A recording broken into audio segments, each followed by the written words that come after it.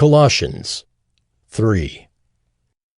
If then you have been raised with Christ, seek the things that are above, where Christ is, seated at the right hand of God. Set your minds on things that are above, not on things that are on earth. For you have died, and your life is hidden with Christ in God. When Christ, who is your life, appears, then you also will appear with him in glory.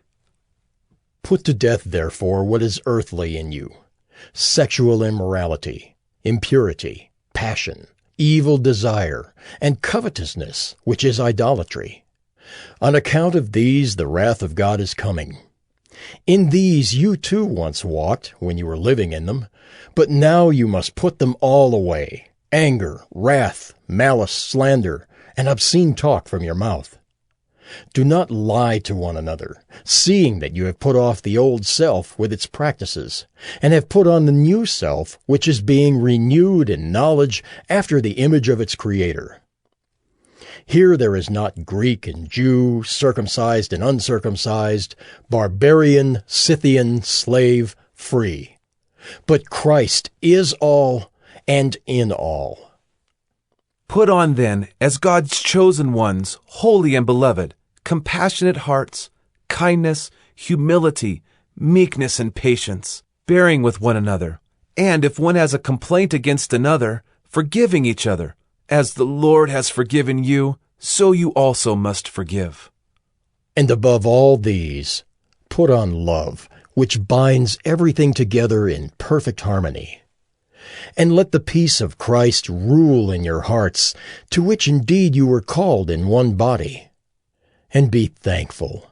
Let the word of Christ dwell in you richly, teaching and admonishing one another in all wisdom, singing psalms and hymns and spiritual songs with thankfulness in your hearts to God.